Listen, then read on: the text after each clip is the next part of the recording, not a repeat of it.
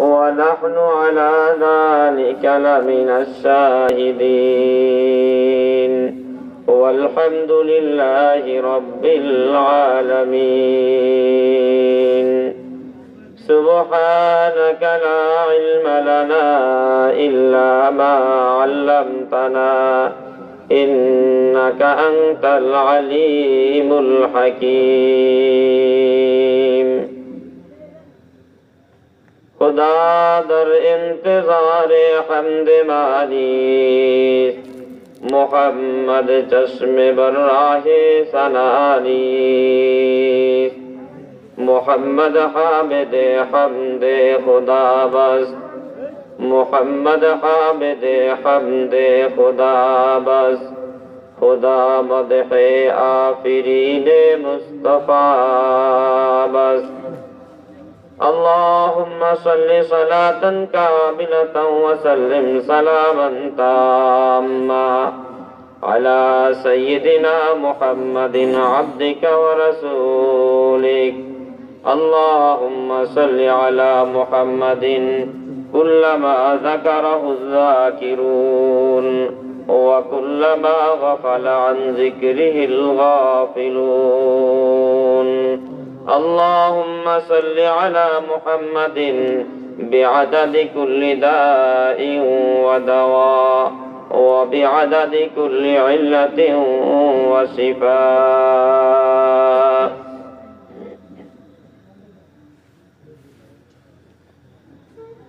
পশ্চিমাড্ডা মীরবাড়ি বাইতুল মামুর জামে মসজিদ কর্তৃক আয়োজিত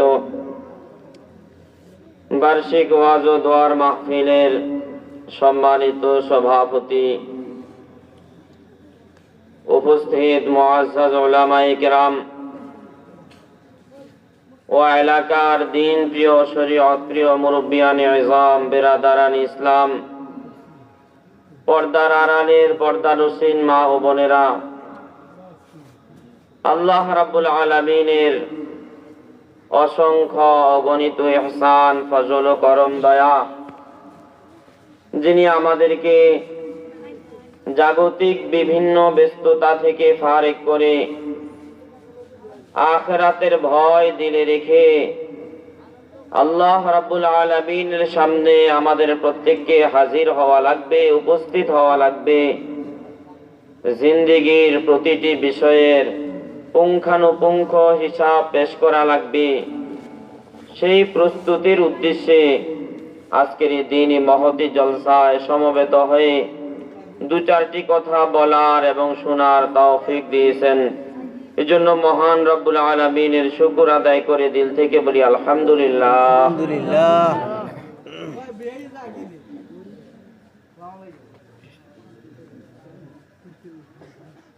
রাসূল করিম সাল্লাল্লাহু আলাইহি ওয়াসাল্লামের শানে লক্ষ কোটি দরুদ ও সালাম। যে রাসূলকে উপলক্ষ করে দুনিয়ার সব আয়োজন,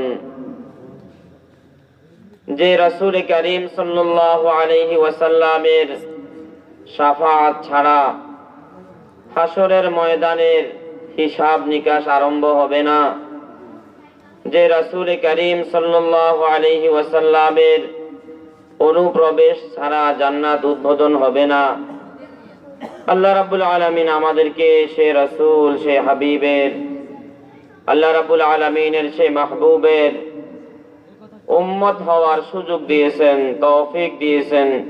এই জন্য দিল থেকে আবারও শুকর আদায় করে বলি আলহামদুলিল্লাহ।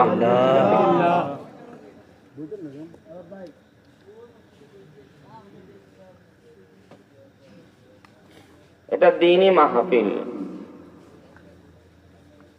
এই মাহফিলের একটা উদ্দেশ্য আছে।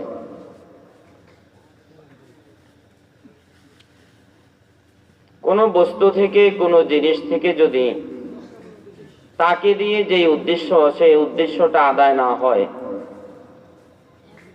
তো তার থেকে সেই বস্তুটার, সেই জিনিসটার সফলতা আসলো না। এই বাতিগুলোকে, টিউবগুলোকে আমাদের মাথার উপরে টানানো, এগুলোকে আমাদের মাথার উপরে স্থান দেওয়া, কি জন্য? এগুলোর নির্ধারিত একটা কাজ আছে। এই কাজটা যদি এগুলি থেকে হয় তো এগুলো তার আপন জায়গায় থাকবে, আপন স্থানে থাকবে। এই লাইটটা থেকে যদি আলো না আসে, এটা যদি ফিউজ হয়, তো এখনই এই লাইটটাকে এখান থেকে নামিয়ে ফেলবে, এটার স্থান এখানে না। ঠিক না কথাটা? ঘরের মধ্যে মানুষ বাতাসের জন্য ইলেকট্রিক পাখা, ফ্যান মাথার উপরে ঝুলায় রাখে, সকলের উপরে, মাথার উপরে এই পাখাটার স্থান। কিন্তু প্রচন্ড গরমে এই পাখাটা যদি না ঘুরে, বাতাস না দেয়, তো এটাকে আর এটার স্থানে রাখা হবে না। এটার যে উদ্দেশ্য, এই উদ্দেশ্যটা এটার থেকে আদায় হয় না, এটাকে এখান থেকে নামিয়ে ফেলা হবে। মাহফিলের একটা উদ্দেশ্য আছে, এই দিনই মাহফিল গুলোর একটা উদ্দেশ্য আছে। কি উদ্দেশ্য? যে এখান থেকে মানুষ নিজের হায়াত, দুনিয়ার এই জীবনের মাকসাদ কি, উদ্দেশ্য কি, এই দুনিয়াতে আসার পিছনে আমাদের লক্ষ্য উদ্দেশ্য কি, কেন আল্লাহ তাআলা আমাদেরকে দুনিয়াতে পাঠিয়েছেন, এখান থেকে কি করে যাওয়া লাগবে, পরকালে আল্লাহ তাআলার সামনে গেলে আমাদের কি কি বিষয়ের জবাব দিতে হবে, এই বিষয়গুলো নিয়ে এখানে আলোচনা হবে। সারা দুনিয়ার অন্য সব সমাবেশ, সব মাহফিলে তো জমিনের উপরের কথা হয়, দোকানে গেলে ব্যবসা বাণিজ্যের কথা হয়, রাজনৈতিক মাহফিল সেমিনারে গেলে রাজনৈতিক বিভিন্ন বিষয় নিয়ে কথা হয়। এই মাহফিলগুলো কেন? এই মাহফিলগুলোতে এখানে কোনো ব্যবসা বাণিজ্য এগুলির কোনো আলোচনা হবে না, এখানে রাজনৈতিক কোনো আলোচনা হবে না, এখানে যা কিছু বলা হবে সব জমিনের নিচের কথা বলা হবে। যে জমিনের নিচে যাওয়ার পরে, আল্লাহ তাআলার সামনে হাজির হওয়ার পরে, আমার এই দুইটা চক্ষু বন্ধ হয়ে যাওয়ার পরে, মৃত্যু চলে আসার পরে, তখন কিভাবে আমার সুখ হবে, কি করে আমি সে যুগের, সেই জগতের আযাব থেকে বাঁচতে পারি, এই বিষয়গুলো নিয়ে এখানে আমাদের আলোচনা হবে। যে বিষয়গুলো আমাদের সবচেয়ে বেশি দরকার, সবচেয়ে বেশি প্রয়োজন। ইনশাআল্লাহ কোরআনে কারীমের যে আয়াতে কারিমা তিলাওয়াত করা হলো, এই আয়াতের সামনে, আয়াতের আলোকে সংক্ষিপ্ত কিছু কথা বলবো। আমরা মনোযোগ সহকারে কথাগুলি শুনবো তো? মনোযোগ সহকারে ইনশাআল্লাহ ফায়দা হবে, লাভ হবে আমাদের।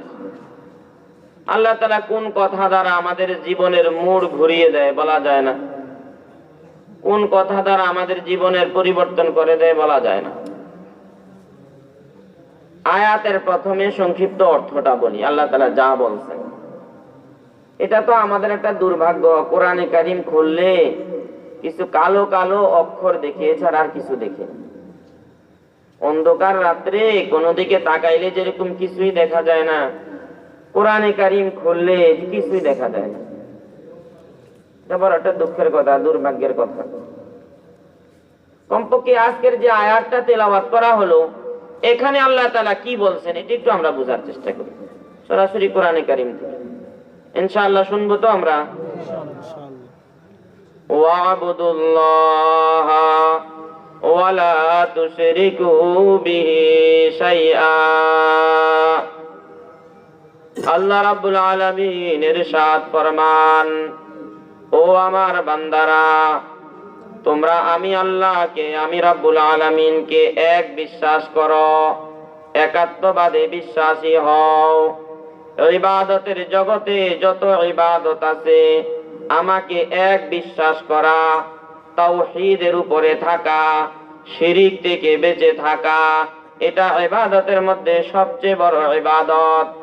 নামাজ নামাজ হিসাবে গণ্য হবে না, রোজা রোজা হিসাবে গণ্য হবে না, যাকাত যাকাত বলে গণ্য হবে না, একটা হজের 4 পয়সার মূল্য হবে না, যদি তোমার ভিতরে যদি তাওহীদ একাত্মবাদ নামক এই ইবাদতটুকু না থাকে, তাওহীদ আর একাত্মবাদ, সারা পৃথিবীতে যত মানুষ আছে, সারা পৃথিবীতে যত মুসলমান আছে, সারা পৃথিবীতে যত মুসলমান আছে, যে যেই মতের হোক, যে যেই পীরের মুরিদ হোক, যে যেই দৃষ্টিভঙ্গির হোক, এই জায়গায় সারা পৃথিবীর সব মুসলমান এক, তাওহীদ একাত্মবাদে বিশ্বাস।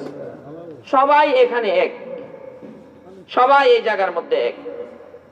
মানুষের মতবাদগত দৃষ্টিভঙ্গিগত ব্যবধান পার্থক্য থাকতেই পারে, কিন্তু তাওহীদ আর একাত্মবাদ যা আমাদের সব কিছু, সব বলতে সব, যে সব থেকে কোনো কিছু বাদ নেই, আমাদের যাবতীয় সব কিছু আল্লাহ তাআলা থেকে হয়, আমাদের যাবতীয় সব কিছু আল্লাহ তাআলা থেকে হয়, এই কথাটার মধ্যে কারো কোনো দ্বিমত নাই।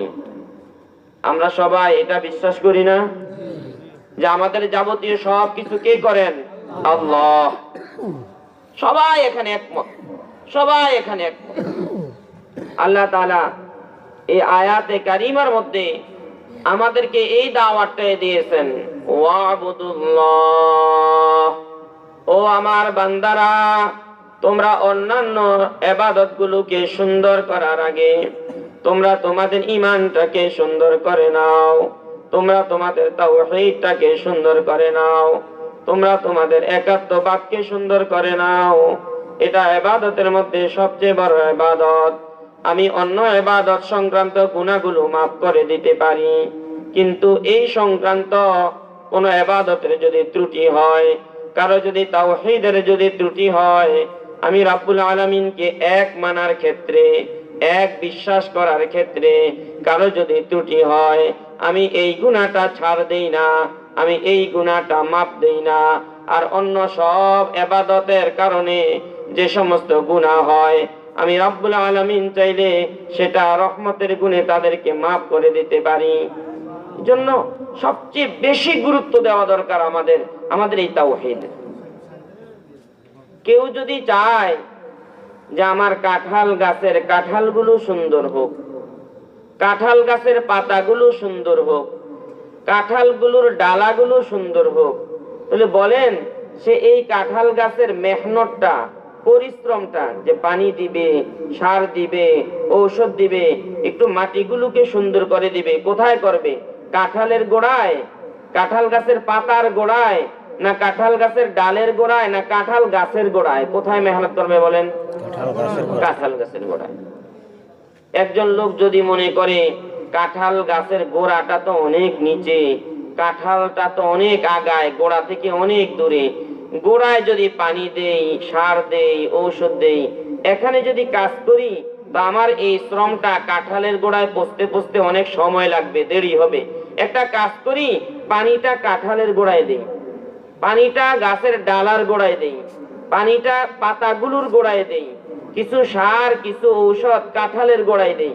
কি বলেন, এই মেহনতটা কি কাঁঠালের কাজে লাগবে? কথাটা বুঝেন নাই? কথাটা কি পরিষ্কার করে বুঝি নাই আমরা? কিছু বুঝার কথা বলবো, আপনারা খেয়াল করে বুঝতে হবে, কিছু কথা বলতে হবে আমার সাথে। তো কাঁঠাল যদি সুন্দর করতে চাই, মেহনতটা, পরিশ্রমটা কাঁঠাল গাছের গোড়ায় করতে হবে। ওই গাছ হয়ে গাছের মাধ্যমে কাঁঠালটা সুন্দর হবে। কেউ যদি চায় গোলাপ ফুল গাছের গোলাপটা সুন্দর হোক, তো বলেন মেহনতটা কি গোলাপের গোড়ায় হবে না গোলাপের গাছের গোড়ায় হবে? গোলাপের গাছের গোড়ায়। এটা তো একটা মোটা কথা, এটা সোজা কথা, সুন্দর কথা। ঠিক আমাদের তাওহীদ, একাত্মবাদের বিশ্বাস, এক কথায় ঈমান। তাওহীদ সব কিছু আল্লাহ তাআলা তিনিই করেন। আর রিসালাত মুহাম্মাদুর রাসূলুল্লাহ সাল্লাল্লাহু আলাইহি ওয়াসাল্লাম, তিনি আল্লাহ তাআলার পরে যার স্থান। মুহাম্মাদুর রাসূলুল্লাহ সাল্লাল্লাহু আলাইহি ওয়াসাল্লাম আল্লাহ তাআলার পরে যার স্থান, যিনি গোটা জগতের জন্য, গোটা দুনিয়ার জন্য রহমত স্বরূপ। আমার জন্য রহমত, আপনার জন্য রহমত, আসমানের জন্য রহমত, জমিনের জন্য রহমত, চন্দ্রের জন্য রহমত, সূর্যের জন্য রহমত, গোটা সৃষ্টি জগতের জন্য মুহাম্মাদুর রাসূলুল্লাহ সাল্লাল্লাহু আলাইহি ওয়াসাল্লাম রহমত, দয়া। সে আল্লাহর রাসূলকে রাসূল হিসাবে বিশ্বাস করা, এবং শুধু রাসূল না, আল্লাহর রাসূলকে রাসূল হিসাবে বিশ্বাস করা, যে সৃষ্টি জগতের মধ্যে আল্লাহর রাসূলের চেয়ে বড় শ্রেষ্ঠ হওয়া তো অনেক পরের কথা। আল্লাহর রাসূলের কাছের, আল্লাহর রাসূলের সমপর্যায়ের, আল্লাহর রাসূলের ওই স্তরের, ওই শ্রেণীরও কেউ নেই দুনিয়াতে, কেউ নেই দুনিয়াতে। একদিক থেকে না, সব দিক থেকে। যদি প্রশ্ন করা হয় গোটা সৃষ্টি জগতের মধ্যে সর্বশ্রেষ্ঠ শিক্ষককে, উত্তর হবে মুহাম্মাদুর রাসূলুল্লাহ। সর্বশ্রেষ্ঠ নবীকে, উত্তর হবে মুহাম্মাদুর রাসূলুল্লাহ। সর্বশ্রেষ্ঠ রাষ্ট্রপ্রধানকে, উত্তর হবে মুহাম্মাদুর রাসূলুল্লাহ। সর্বশ্রেষ্ঠ স্বামীকে, উত্তর হবে মুহাম্মাদুর রাসূলুল্লাহ। এভাবে কোন বিষয়ের কে সর্বশ্রেষ্ঠ, কে সর্বশ্রেষ্ঠ, সব ক্ষেত্রে সর্বশ্রেষ্ঠ হলেন আমার প্রিয় নবী মুহাম্মাদুর রাসূলুল্লাহ সাল্লাল্লাহু আলাইহি ওয়াসাল্লাম। তিনি আল্লাহ তাআলার রাসূল। তিনি একটা কথাও নিজের মন গড়া বলেন নাই, একটা কাজও নিজের খেয়াল খুশি মতো করেন নাই। সবগুলো কথা, সবগুলো কাজ আল্লাহ তাআলার হুকুমে, আল্লাহ তাআলার নির্দেশে, আল্লাহ তাআলার আদেশে করেন। সবগুলি কাজ, সবগুলি কাজ, একটা দুইটা। এটা তো ভিতরগত গুণের কথা বললাম। বাহিরের ক্ষেত্রে সবচেয়ে সুন্দরকে, সবচেয়ে সুন্দর মুহাম্মাদুর রাসূলুল্লাহ সাল্লাল্লাহু আলাইহি ওয়াসাল্লাম। হযরতে ইউসুফ আলাইহিস সালাতু ওয়াস সালামের চেয়েও আমাদের নবীজি আরো বেশি সুন্দর। সুবহানাল্লাহ। বলে আমরা যে শুনি ইউসুফ আলাইহিস সালাম সবচেয়ে বেশি সুন্দর, এটা আল্লাহর রাসূলের পরে। আল্লাহর রাসূলকে বাদ দিয়ে পৃথিবীর মধ্যে সর্ব সুন্দর হলো হযরতে ইউসুফ আলাইহিস সালাম। এমনি সবচেয়ে বেশি সুন্দর মুহাম্মাদুর রাসূলুল্লাহ সাল্লাল্লাহু আলাইহি ওয়াসাল্লাম। পৃথিবীর মধ্যে সর্বশ্রেষ্ঠ নাম কি জানেন? সর্বশ্রেষ্ঠ নাম, যেই নামের চেয়ে শ্রেষ্ঠ নাম নাই। আল্লাহ তাআলার কাছে সবচেয়ে প্রিয় নাম মুহাম্মদ। সুবহানাল্লাহ। মুহাম্মদ, এই নামের চেয়ে শ্রেষ্ঠ আর কোনো নাম নেই। সুবহানাল্লাহ। আল্লাহ রাসূল এক হাদিসের মধ্যে ইরশাদ ফরমান, قال رسول الله صلى الله عليه وسلم أحب الأسماء إلى الله تعالى عبد الله وعبد الرحمن। আল্লাহ তাআলার কাছে সবচেয়ে প্রিয় নাম হলো আব্দুল্লাহ আর আব্দুর রহমান। এক হাদিসের মধ্যে আছে আল্লাহ তাআলার কাছে সবচেয়ে প্রিয় নাম আব্দুল্লাহ আর আব্দুর রহমান। মুহাদ্দিসিনে কেরাম বলেন আল্লাহর রাসূলের এই কথাটার একটা ব্যাখ্যা আছে। সবচেয়ে প্রিয় নাম আব্দুল্লাহ আর আব্দুর রহমান, এটা হলো মুহাম্মদ নামটার পরের থেকে, মুহাম্মদ নামের পরের থেকে। বিয়ের মেহমানদারির মধ্যে যেরকম দুলা গণায় আসে না, দুলা এটা গণার বাইরে থাকে, উঠতে থাকে। দুলাকে বাদ দিয়ে বাকি মেহমান গণে, হিসাব করে। তা আব্দুল্লাহ আব্দুর রহমান সর্বশ্রেষ্ঠ নাম, মুহাম্মদ নামের পরে সর্বশ্রেষ্ঠ নাম মুহাম্মদ। পৃথিবীর মধ্যে সবচেয়ে সুন্দর নাক আমার নবীজির ছিল, সবচেয়ে সুন্দর চেহারা, সবচেয়ে সুন্দর হাঁটা, সবচেয়ে সুন্দর পা নবীজির ছিল। সুবহানাল্লাহ। হযরত আনাস রাদিয়াল্লাহু তাআলা আনহু বলেন, আমি নবীজির হাতে যখন মুসাফা করতাম তো রেশমি কাপড় এত মোলায়েম, এত মসৃণ মনে হইতো না। নবীজির হাতটা যত মসৃণ, যত মোলায়েম মনে হইতো। মুসাফা করলে হাতটা দিয়েই মনে হতো, হাত আনতে মন চেত না, এত ভালো লাগে। হযরত আবু হুরায়রা রাদিয়াল্লাহু তাআলা আনহু বড় একজন সাহাবা, হাদিসের কিতাবের পাতায় পাতায় যার নাম হযরত আবু হুরায়রা। হযরত আবু হুরায়রা রাদিয়াল্লাহু তাআলা আনহু রাত্র দিন 24 ঘন্টা মসজিদে নববীতে পড়ে থাকতেন আল্লাহর রাসূলের দরবারে। হযরত আবু হুরায়রা বলেন, আমি লাগাতার কয়েকদিন যাবত কোন খানার ব্যবস্থা হইতো না, খানার কিছু থাকতো না। এমন সময় হতো ক্ষুধার যন্ত্রণায় আমি বেহুশ হয়ে মসজিদে নববীতে পড়ে থাকতাম। অন্যান্য লোকজন সাহাবারা মনে করত আমি আবু হুরায়রার মনে হয় মৃগী রোগ হয়েছে, এজন্য বেহুশ হয়ে পড়ে আছে। কিন্তু তারা তো বুঝে না আমি ক্ষুধার কারণে পড়ে আছি। হযরতে আবু হুরায়রা বলেন, আমার যখন ক্ষুধা লাগতো আমি আল্লাহর হাবিবের চেহারার দিকে তাকায়া থাকতাম।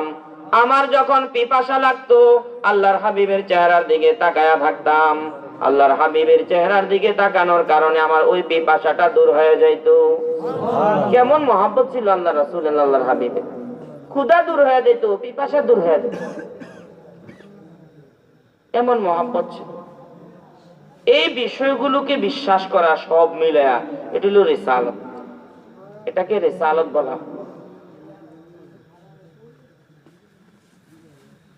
আমরা স্বাধীন না পরাধীন জানেন? আমরা কি স্বাধীন না পরাধীন? স্বাধীন মানে যে নিজের অধীনে চলে, কারো কোনো আইন কানুন নিয়ম কানুন কোনো কিছু নাই, এটাকে বলে স্বাধীনতা।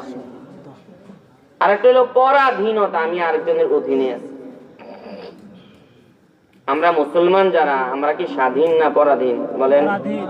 পরাধীন। স্বাধীনতা ভালো না পরাধীনতা ভালো? পরাধীনতা ভালো, স্বাধীনতা ভালো না। এই কথাটাই আমরা আজকে বুঝি। এই কথাটা বুঝলে তো আমরা আমাদের পরিচয় বুঝবো, আমরা আমাদের দাম বুঝবো। আমরা যদি আমাদের দাম না বুঝি তাহলে আমরা আমাদের উন্নতি করতে পারবো না। নিজের দাম যদি নিজে না বুঝি। জাতীয় পাখি দোয়েল চিনেন? জাতীয় পাখি দোয়েল পাখি, এটা পাখির মধ্যে জাতীয় পাখি। আমাদের দেশ এই পাখিটাকে জাতীয়তার মর্যাদা দিছে পাখির মধ্যে। এই কথাটা পাখি কি জানে? বুঝেন না কথাটা? পাখিটা দোয়েল জাতীয় পাখি, এদেশের সবাই জানে। তাকে মর্যাদা দিয়ে, দোয়েলকে মর্যাদা দিয়ে আমাদের 2 টাকার নোটের মধ্যে তার একটা ছবিও ছাপছে, জাতীয় পাখি দোয়েল। দোয়েলকে নিয়ে অনেক কথা আছে, অনেক গল্প, অনেক কবিতা আছে আমাদের দেশে। এই কথাগুলো কি জাতীয় পাখি দোয়েল জানে? সে কি বুঝে যে এই দেশ আমাকে পাখির মধ্যে জাতীয়তার মর্যাদা দিয়েছে? জানে না, সে বুঝে। কারণ সে তো হলো একটা প্রাণী, তার তো জ্ঞান নাই, বুঝ নাই। আমরা তো মানুষ, আমরা মানুষ না? আমরা মানুষ। আমাদেরকে আল্লাহ তাআলা যে মর্যাদা, যে সম্মান দিয়েছেন, মানুষকে আল্লাহ তাআলা যে মর্যাদা আর যে সম্মান দিয়েছেন, ওই মর্যাদা ওই সম্মান আমাকে আর আপনাকেই রক্ষা করতে হবে। আমাদের মর্যাদা আর সম্মান আমাদেরকেই রক্ষা করতে হবে, অন্য কেউ রক্ষা করবে। আজকে শুধু আমরা আমাদের মর্যাদাটা, সম্মানটা কি আল্লাহ তাআলার সামনে, আল্লাহ তাআলার কাছে, এতটুকু কথাই এই আয়াতের। প্রথমে বুঝি স্বাধীনতা ভালো না পরাধীনতা ভালো? পরাধীনতা ভালো, স্বাধীনতা ভালো, এই কথাটা বুঝি। যত পশু আছে, পশু আর যত পাখি আছে, পাখি তো চিনি, এগুলি আকাশে উড়ে। আর পশু, 4 পায়ের পশু, যেগুলি জমিনে চড়ে, প্রাণী। কিছু পশু আছে বন্য পশু, বন্য পশু মানে এগুলি বনে থাকে, এজন্য বন্য বলে। আর কিছু পশু আছে এগুলি বন্য না, এগুলি গৃহপালিত। গৃহপালিত মানে এগুলিকে একটা ঘরে রাখা পালে। ঘরে যে পশুগুলোকে লালন পালন করে ওগুলিকে বলে গৃহপালিত পশু। আর যে পশুগুলো পালনের জন্য নির্ধারিত ঘর নাই এগুলিকে বলে বন্য পশু। গরু কি বন্য পশু না গৃহপালিত? গৃহপালিত। ছাগল এটা কি বন্য পশু না গৃহপালিত? গৃহপালিত। হাঁস, মুরগি এগুলি সব গৃহপালিত। বাঘ এটা বন্য পশু। কেউ কি বাঘ পালে? পালে না। সিংহ এগুলি বন্য। কুকুর এটাও বন্যই, মাঝে মধ্যে মানুষের পোষমেনা থাকে, এগুলি বন্য। 2 রকমের পশু, বুঝছি না? পাখিও এরকম 2 ধরনের আছে। কিছু পাখি আছে গৃহপালিত, মানুষ পালে, এগুলি কবুতর পালে। আর কিছু আছে এগুলি বন্য, এগুলি বনে বনে থাকে, গাছের ডালে ডালে থাকে, কাক, চিল বেশিরভাগ পাখি তো কি বন্য পাখি। এই দুই রকম পশু আর দুই রকম পাখির জীবন যাপনের মধ্যে আকাশ পাতাল ব্যবধান। আমরা খেয়াল করতেছি তো কথা, খেয়াল যদি না করি তো পরে আপনারা আমাকে গালাগালি করবেন, যেগুলি কি বললো উনি। খেয়াল করতে হবে, কথাটা বুঝের কথা। কি বলতেছি এই কথাগুলো আমরা আমাদেরকে চিনার জন্য, আমরা কে এটা চিনার জন্য, এই জন্য কথাগুলি বলা হইতেছে। এটাই আজকের ওয়াজ, এটাই আজকের পড়া, যা আমরা আমাদেরকে চিনি। এটা তো বড় দুঃখের কথা, দুনিয়ার সব চিনলাম কিন্তু আমরা আমাকে চিনলাম না। ধান চিনি, ধানের দাম জানি, গম চিনি, গমের দাম জানি, চিনি আমাদের পরিচিত, ওটার দাম জানি, বাজারের কত জিনিস এগুলি আমরা চিনি, এগুলি আমাদের জানা শোনা, এগুলির মূল্য জানি, দাম জানি। দুনিয়ার সব কিছু চিনলাম, জানলাম, কিন্তু আমি আর আপনি আমাকে চিনলাম না, আমাকে জানলাম না, আমাকে বুঝলাম না, আমার দাম বুঝলাম না, আমার দাম বুঝলাম না। তো আমার চেয়ে মূর্খ, আমার চেয়ে দুর্ভাগা, হতভাগার কে আছে? कीमते हर चीज रादानी के केस, कीमते हर चीज रादानी के केस, कीमते खुद रानदानी अहमकी, कीमते खुद रानदानी अहमकी। সব জিনিসের দাম জানলা, কোনটার দাম কত, কোনটার মূল্য কত, কোনটা কি কাজে লাগে সব জানলা, কোনটা কি জন্য, কিন্তু নিজের দাম জানলা না। তুমি কি জন্য এটা জানলা না। তোমার চেয়ে আহমক, তোমার চেয়ে বোকা, তোমার চেয়ে দুর্ভাগা, হতভাগা, বেওকুফ দুনিয়াতে আর কেউ নেই। ইটের দাম জানলা, ইটের কাজ কি, ইটের উদ্দেশ্য কি সেটা জানলা, সেই উদ্দেশ্য অনুযায়ী ইটকে কাজে লাগাইলা। এই বাতির উদ্দেশ্য কি এটা জানলা, এই উদ্দেশ্য অনুযায়ী বাতিকে ব্যবহার করলা। এই বাতিটা ঝুলাইয়া কেউ এটা থেকে পাখার বাতাসের আশা করবা না, আর একটা পাখাকে ঝুলাইয়া ওটার থেকে কেউ বাতির আশা করবা না। দুনিয়ার সব জিনিস জানো, ধানের দাম জানো, গমের দাম জানো, চাউলের দাম জানো, কোনটার উদ্দেশ্য কি সব কিছু জানো, কিন্তু বান্দা তোমার চেয়ে বড় দুর্ভাগা, হতভাগা আর কেউ নাই। তুমি তোমার দাম জানলা না, আর তোমার উদ্দেশ্য কি সেটা জানলা না। তুমি যদি তোমার উদ্দেশ্য জানতা, ওই উদ্দেশ্যের মধ্যে তুমি তোমাকে কাজে লাগাইয়া দিতা, ওই উদ্দেশ্যের মধ্যে তুমি তোমাকে ব্যস্ত রাখতা। কিন্তু আমরা আমাদের দাম জানি না, আমরা আমাদের উদ্দেশ্য জানি না, এই জন্য আমরা আমাদেরকে কাজে লাগাইতে পারি না। আমরা আমাদের দাম জানার চেষ্টা করব, আমরা আমাদেরকে বুঝার চেষ্টা করব। কয় রকমের পাখি বলছি? দুই রকমের। কয় ধরনের পশু? দুই ধরনের। কি কি মনে আছে না? একটা গৃহপালিত আর একটা বন্য। দুই রকমের পাখি আছে, দুই রকমের পশু আছে। এবার দুই রকমের পশু আর দুই রকমের পাখির একটু ব্যবধানটা বুঝি। দুইটার মধ্যে অনেক ব্যবধান, অনেক পার্থক্য। এই দুই রকমের পশু পাখি দিয়ে আল্লাহ তাআলা দুনিয়াকে সাজাইছেন আমরা আমাদেরকে চিনার জন্য, বুঝার জন্য। আল্লাহ তাআলা আমাদের খালেক, স্রষ্টা, আমাদের মালিক, আমাদের রিজিক দাতা, আমাদের হায়াত দাতা, আমাদের জীবন দাতা। তিনি আমাদেরকে সুস্থ করেন, তিনি আমাদেরকে অসুস্থ দেন, তিনি জীবন দেন, তিনি মারেন। এগুলি আমাদের আকীদা, বিশ্বাস আছে না? এই বিশ্বাস না থাকলে তো মুসলমানই হবে না। এত কিছু যিনি আমার আর আপনার জন্য করেন, তাকে চিনার দরকার আছে না? নিজের মালিককে চিনলাম না, তাকে চিনার দরকার আছে। কোথায় চিনব তাকে? তাকে কোথায় চিনব? কোথায় গেলে তাকে পাবেন? কোথায় গেলে তাকে বোঝা যাবে? আমি আমার এই চোখ দিয়ে আমার সারা শরীর দেখি, হাত দেখি, পা দেখি, সব দেখি।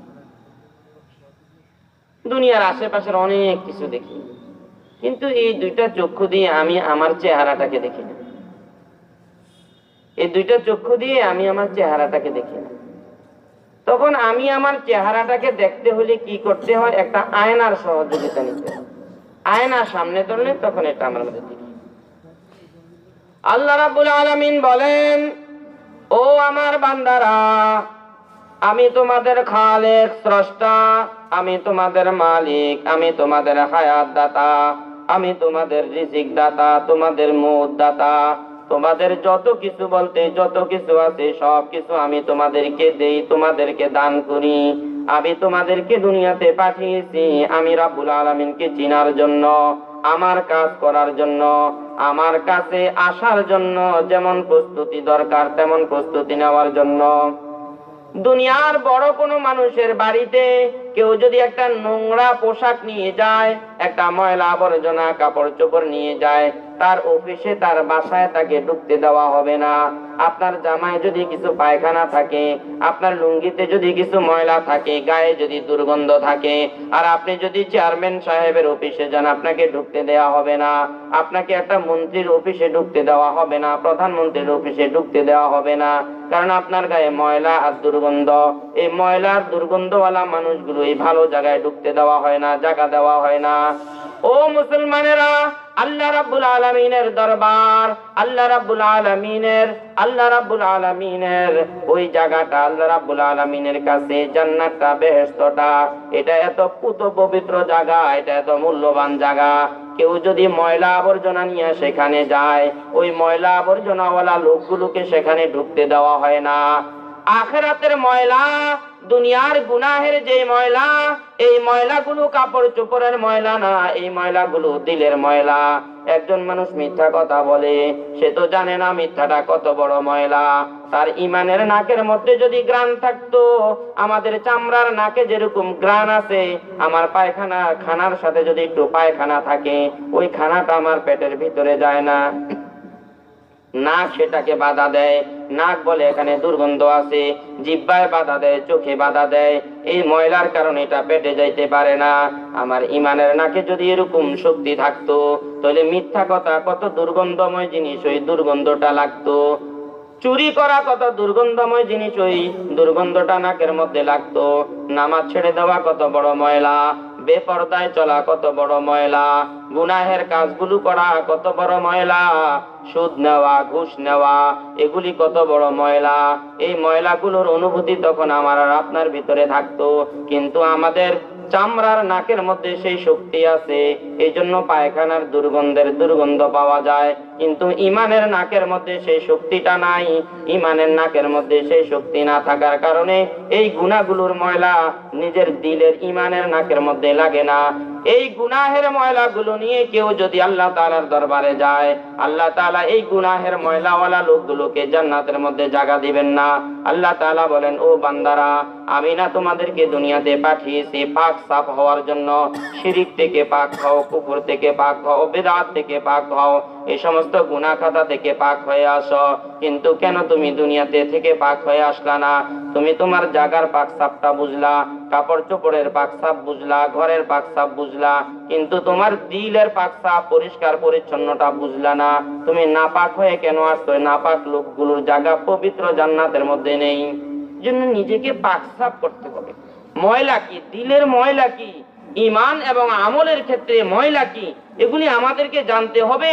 এই দুর্গন্ধময় বিষয়গুলো থেকে নিজেদেরকে পাক করতে হবে, সাফ করতে হবে।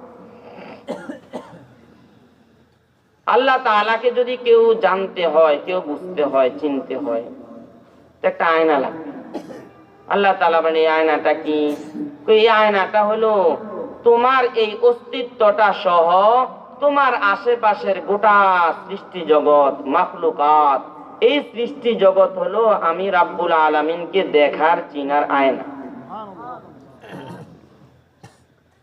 আল্লাহ তাআলার পরিচয়, আল্লাহ তাআলাকে জানা সত্তাগতভাবে সম্ভব না। আল্লাহর পরিচয় নেওয়া লাগবে গুণগতভাবে, গুণ দিয়ে। এটার একটা ছোট্ট উদাহরণ বুঝি। আপনি বাড়িতে একটা বিল্ডিং তৈরি করবেন, এখন আপনার একজন রাজমিস্ত্রি দরকার, ভালো একজন মিস্ত্রি দরকার, রাজমিস্ত্রি। খেয়াল করে শুনি, রাজমিস্ত্রি দরকার ভালো।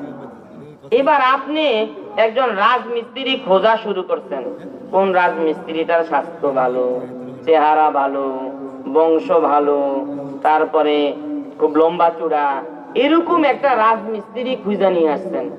আচ্ছা, এরকম রাজমিস্ত্রি হইলেই কাজ ভালো না তার, তাহলে কি সুন্দর বিল্ডিং আশা করা যায়? সুন্দর বিল্ডিং আশা করা যায় না। আপনার একজন ভালো রাজমিস্ত্রি দরকার। এই রাজমিস্ত্রিটার পরিচয়ের জন্য কি করতে হবে? ওই যে অমুক জায়গার একটা বিল্ডিং বানাইছে অমুক মিস্ত্রিরা, এই বিল্ডিংটার মধ্যে কি একটু তাকান, এই বিল্ডিং এর মধ্যে তাকায়া দেখেন বিল্ডিংটা কত সুন্দর, এত সুন্দর বিল্ডিং কে বানাইলো, এটার দিকে তাকাইলে ওই মিস্ত্রিটার পরিচয় পাবে। এই সুন্দর দুনিয়া আল্লাহ তাআলা সাজায় রাখছেন, কত সুন্দর।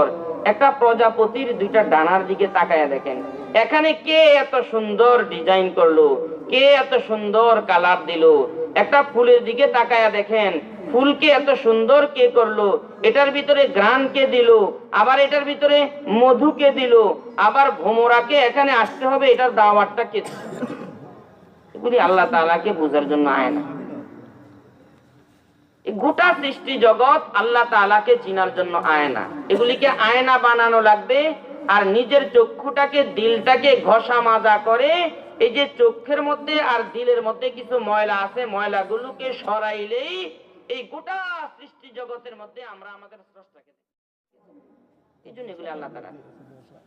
দুই রকমের পশু আর দুই রকমের পাখি, একটা গৃহপালিত পশু আর একটা বন্য পশু, একটা গৃহপালিত পাখি আর একটা বন্য পাখি, দুইটার একটু ব্যবধান। গরু, গরুর গলায় একটা রশি আছে না? কুকুরের গলায় নাই, বনের বাঘের গলায় নাই, সিংহের গলায় নাই, শিয়ালের গলায় নাই, কোন বন্য পশুর গলায় কোনো রশি নেই। গৃহপালিত যত পশু আছে এগুলির গলায় একটা রশি আছে, গরুর গলায় আছে, ছাগলের গলায় আছে রশি। এটা একটা পার্থক্য, একটার গলায় রশি আছে আর একটার গলায় রশি নেই। গৃহপালিত কোন পাখি তার আকার নির্ধারিত খাঁচা নাই, পিঞ্জিরা নাই। ময়না পাখি, এই পাখিটা বনে থাকতো, গাছের ডালে ডালে উড়তো, নাচতো, নিজের খানা নিজে ব্যবস্থা করত, উপযোগ এগুলি তালাশ করত, কেউ তার খোঁজ খবর নিত না। বনে একজন লোক গেছে, যাওয়ার পরে একটা ময়না পাখির উপরে তার মহাব্বত আর ভালোবাসার দৃষ্টি পড়ছে। মহাব্বত আর ভালোবাসার দৃষ্টি পড়ার পরে এই বনের পাখিটাকে সে বলে, আজ থেকে আমি তোকে ভালোবাসলাম, তোকে আর বনে থাকতে দেওয়া হবে না। কি করতে হবে? এখন থেকে তুই আর বন্য হিসাবে থাকতে পারবি না, এখন থেকে তুই আমার মালিকানা হয়ে থাকতে হবে। এখন থেকে তোর থাকার একটা নির্ধারিত পিঞ্জিরা হবে, খাঁচা হবে। এখন থেকে আর তুই নিজের খাবার নিজে তালাশ করে খাবি না। এখন থেকে দুধ আর কলা তোর এগুলি আমি ব্যবস্থা করব। এখন থেকে তুই এই যে পিঞ্জিরা, খাঁচা, এটার বাইরে তুই যাইতে পারবি না, এটার ভিতরে থাকতে। এখন ময়না খাঁচার ভিতরে, এই খাঁচার ভিতরে তাকে কে ঢুকাইছে? ওই যে তার একটা মালিক আছে, ওই মালিকে তার উপরে একটা মহাব্বত ভালোবাসার নজর পড়ছে, এই ভালোবাসার নজরটা তাকে খাঁচায় ঢুকেছে। কাক, কাকের থাকার কোনো খাঁচা নাই, কাককে দুধ কলা দেওয়ার কেউ নেই, উড়ে গাছের ডালে উঠে বেড়ায়। গরু, ছাগল এগুলি থাকার ঘর আছে, এই জন্যই তো গৃহপালিত। বাঘ, বল্লুক, শিয়াল, জানোয়ার, কুকুর, বিড়াল এগুলি থাকার মালিকের বানানো কোনো ঘর নেই। এমনি কুকুর বিলার হয়তো আমার আর আপনার ঘরের ফাঁকে ফাঁকে থাকে। এই দুইটার জীবন যাপনে একটু পার্থক্য খেয়াল করি। দুই প্রকার পশু আর দুই প্রকার প্রাণীর জীবন যাপনে পার্থক্য। গরু মালিকওয়ালা না মালিক ছাড়া? মালিকওয়ালা। ছাগল মালিকওয়ালা না মালিক ছাড়া? মালিক। শিয়াল মালিক ছাড়া, শিয়ালের কোন মালিক। কবুতর মালিকওয়ালা পাখি না মালিক ছাড়া? মালিকওয়ালা। আর কাক? কাকের কোনো মালিক। একটা বড় পার্থক্য। কিছু মালিকওয়ালা আর কিছু মালিক ছাড়া। আমরা মুসলমান, মুসলমান না আমরা? আমরা যারা মুসলমান, এবার বলেন আমরা কি মালিকওয়ালা না মালিক ছাড়া? মালিকওয়ালা। কে আমাদের মালিক? আল্লাহ। পৃথিবীর কোন মুসলমানের এখানে ভিন্ন মত নেই, কোন মুসলমানের ভিন্ন মত নেই যে আমরা যে মালিকওয়ালা। তাহলে আমাদের মালিক আছে, গরুও মালিকওয়ালা, কবুতর ময়না পাখিও মালিকওয়ালা। এবার মালিকওয়ালা